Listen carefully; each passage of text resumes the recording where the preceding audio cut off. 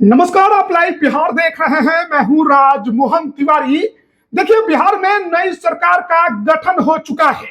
नीतीश कुमार के साथ 26 मंत्रियों ने बीते दिन गांधी मैदान में शपथ लिया और उसके बाद अब इंतजार है कि नीतीश कुमार अपने मंत्रियों को कौन कौन सा विभाग बांटेंगे, यानी मंत्रिमंडल में किस मंत्री को कौन सा विभाग मिलेगा। देखिए, अब तक का जो इतिहास रहा है उसमें एक बात बिल्कुल स्पष्ट है कि नीतीश कुमार जब जब मुख्यमंत्री बने उन्होंने गृह विभाग तो अपने पास ही रखा। देखिए, इस बार गृह विभाग और विधानसभा अध्यक्ष को लेकर थोड़ी सी खींचतान बीजेपी और जेडीयू में हुई थी। आखिर में फैसला हुआ कि विधानसभा अध्यक्ष की कुर्सी बीजेपी के पास रहेगी और गृह विभाग जैसा कि नीतीश कुमार के पास रहता है हमेशा की तरह इस बार भी नीतीश कुमार के पास रहेगा।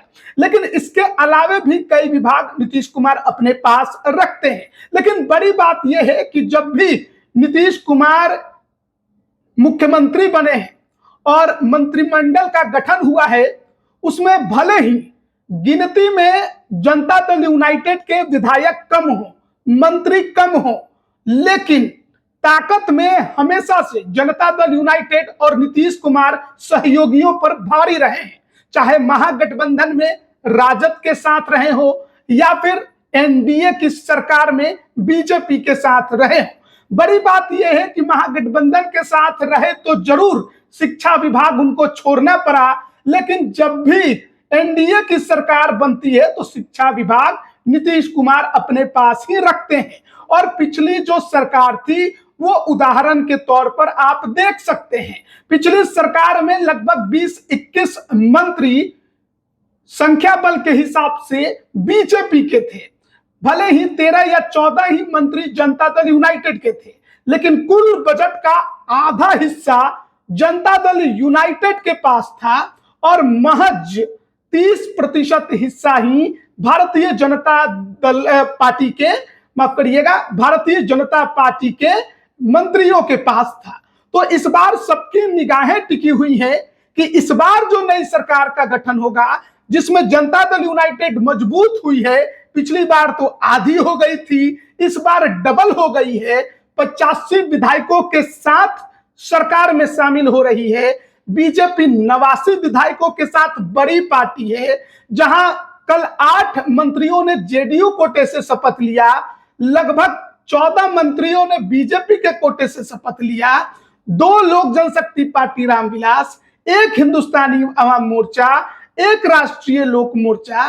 तो ऐसे में नीतीश कुमार इस नई सरकार में मंत्रिमंडल के अंदर विभागों का बंटवारा कैसे करेंगे। देखिए, जो जो प्रमुख विभागें हैं वो हमेशा जेडीयू के पास रही, जिसमें गृह विभाग, शिक्षा विभाग, ग्रामीण विकास विभाग, ऊर्जा विभाग, ग्रामीण कार्य विभाग जैसे महत्वपूर्ण विभाग हमेशा जनता दल यूनाइटेड के पास रहे हैं। वहीं बीजेपी की बात करें तो वित्त, स्वास्थ्य, कृषि, खान एवं भूतत्व, राजस्व एवं भूमि सुधार, पंचायती राज, नगर विकास, पथ निर्माण, पीएचईडी, तो नाम के लिए बड़े भौकाल वाले विभाग दिखते हैं, लेकिन बजट के मामले में जदयू के सामने बिल्कुल बौने हैं। तो इस हिसाब से अब तक जो बंटवारा होता रहा है उसमें भले ही संख्या बल मंत्रियों की और विभागों की बीजेपी के पास ज्यादा रही हो, लेकिन ताकत और बजट हमेशा सर्वाधिक जनता दल यूनाइटेड के पास रहा है। अगर हम बात करें पिछले सरकार में कौन कौन सी विभाग जनता दल यूनाइटेड के पास थी, तो नीतीश कुमार ने गृह विभाग रखा था, साथ ही सामान्य प्रशासन, मंत्रिमंडल सचिवालय, निगरानी, निर्वाचन, ये सब कुछ उन्हीं के अंडर में रहा है। विजय चौधरी के पास जल संसाधन संसदीय कार्य विभाग, विजेंद्र यादव के पास ऊर्जा एवं योजना एवं विकास विभाग, श्रवण कुमार के पास ग्रामीण विकास विभाग, सुमित सिंह जो कि इस बार चुनाव हार गए हैं तो मंत्री बनने का इस बार तो कोई दूर दूर तक दिखाई देता नहीं है, इनके पास विज्ञान एवं प्रौद्योगिकी तकनीकी शिक्षा विभाग था। अशोक चौधरी जो है उनके पास ग्रामीण कार्य विभाग था। लेसी सिंह के पास खाद्य एवं उपभोक्ता संरक्षण विभाग था। ये तमाम लोग मंत्री बने हुए हैं। मदन सहनी समाज कल्याण विभाग था। महेश्वर हजारी सूचना एवं जनसंपर्क विभाग था। शीला मंडल के पास परिवहन विभाग था। सुनील कुमार के पास शिक्षा विभाग था। जयंत राज के पास भवन निर्माण विभाग था। जमा खान के पास अल्पसंख्यक कल्याण विभाग था। रत्नेश सदा के पास मद्य निषेध उत्पादन एवं निबंधन विभाग था। तो ये जनता दल यूनाइटेड के पास जो विभाग थे, जिन मंत्रियों के पास थे, उसके बारे में हमने आपको जानकारी दी। देखिए, इस बार इनमें से कई चेहरे मंत्री पद की शपथ नहीं ले पाए, तो हो सकता है कि आगे चलकर इनमें से कोई फिर मंत्री बन जाए।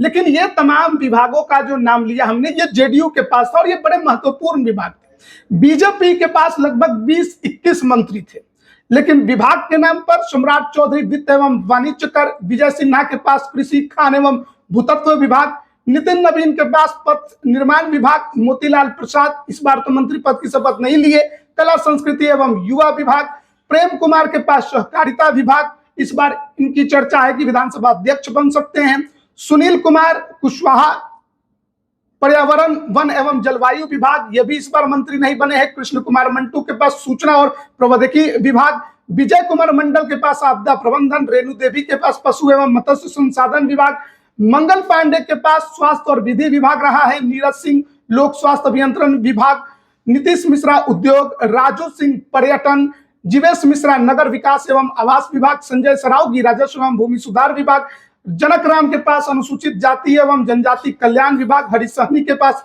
पिछड़ा वर्ग एवं अति पिछड़ा वर्ग कल्याण विभाग, कृष्णनंदन पासवान के पास गन्ना उद्योग विभाग था, केदार गुप्ता के पास पंचायती राज विभाग था, सुरेंद्र मेहता के पास खेल विभाग था और संतोष सिंह के पास श्रम संसाधन विभाग था। देखिए, इसमें कई चेहरे हैं जो इस बार मंत्रिमंडल से आउट हो गए हैं और उनको इस बार मंत्री पद की शपथ नहीं दिलाई गई, जिसमें केदार गुप्ता है, संतोष सिंह है, कृष्णनंदन पासवान है, हरीश सहनी है, जनक राम है, संजय सरावगी है, जीवेश मिश्रा है, राजू सिंह है, नीरज सिंह है, नीतीश मिश्रा है, रेणु देवी है, विजय मंडल है, कृष्ण कुमार मंटू है, सुनील कुमार है। ये तमाम लोग इस बार मंत्री नहीं बन पाए हैं, लेकिन कई नए चेहरों को इस बार बीजेपी ने मौका दिया है, जिसमें श्रेयसी सिंह का नाम शामिल है। इसके अलावा आपका पातेपुर के विधायक लखेंद्र पासवान का नाम शामिल है, रमा निषाद का नाम शामिल है। तो कई नए चेहरों को इस बार भारतीय जनता पार्टी ने मौका दिया है। कुछ पुराने चेहरों में सम्राट चौधरी, विजय सिन्हा, मंगल पांडे का तो नाम है ही, प्रदेश अध्यक्ष दिलीप जायसवाल ने भी इस बार मंत्री पद की शपथ ले ली है। तो हम आपको ये बता रहे हैं कि कौन कौन से विभाग जेडीयू के खाते में थे, कौन कौन से विभाग जो है वो बीजेपी के खाते में थे। भले ही संख्या बल के हिसाब से अधिकतर विभाग जो है वो बीजेपी के खाते में रहे हैं हमेशा से, लेकिन देखिए बजट के मामले में जनता दल यूनाइटेड के हमेशा बीजेपी नीचे ही रही। इसके अलावा पिछली सरकार में संतोष सुमन के पास, जो हिंदुस्तानी अवाम मोर्चा के राष्ट्रीय अध्यक्ष जीतन राम मांझी के बेटे हैं, लघु जल संसाधन विभाग उनके पास रहा। लेकिन देखना होगा कि इस बार उनको कौन सा विभाग मिलता है। बड़ी बात यह है कि इस बार लोक जनशक्ति पार्टी रामविलास के भी 2 मंत्री बने हैं, तो जेडीयू और बीजेपी को अपने विभागों में से कुछ तो छोड़ना होगा। अब देखना है जेडीयू छोड़ती है या बीजेपी छोड़ती है, और कौन से वो विभाग जो है लोक जनशक्ति पार्टी रामविलास के दोनों मंत्रियों को दिए जाते हैं। संजय पासवान है और महुआ के विधायक जो है संजय सिंह है। इसके अलावा बड़ी बात यह है कि उपेंद्र कुशवाहा के बेटे दीपक प्रकाश ने भी इस बार मंत्रिमंडल में जगह बना ली है, मंत्री पद की शपथ ली है।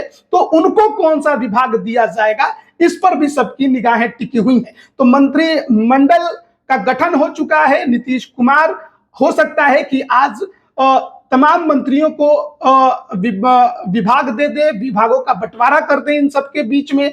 आज सुबह सुबह सम्राट चौधरी गए भी थे, लगभग 1 घंटे नीतीश कुमार के साथ उनकी मीटिंग हुई और वो लिस्ट लेकर गए थे कि किस बीजेपी मंत्री को कौन कौन सा विभाग देना है। तो अब देखना होगा कि इसका आधिकारिक ऐलान कब तक होता है और किसको कौन सा विभाग दिया जाता है। क्या एक बार फिर Janata Dal United upper hand में रहेगी और बीजेपी संख्या बल के हिसाब से भले आगे रहे लेकिन बजट के मामले में पीछे ही रहेगी? लोक जनशक्ति पार्टी रामविलास को क्या मिलता है, हिंदुस्तानी अवाम मोर्चा के संतोष सुमन को क्या मिलता है और उपेंद्र कुशवाहा के बेटे दीपक प्रकाश को क्या मिलता है, सबकी निगाहें टिकी हुई हैं। तो बने रहिएगा हमारे साथ, तमाम अपडेट हम आप तक पहुंचा रहे हैं। आप सभी का बहुत बहुत धन्यवाद।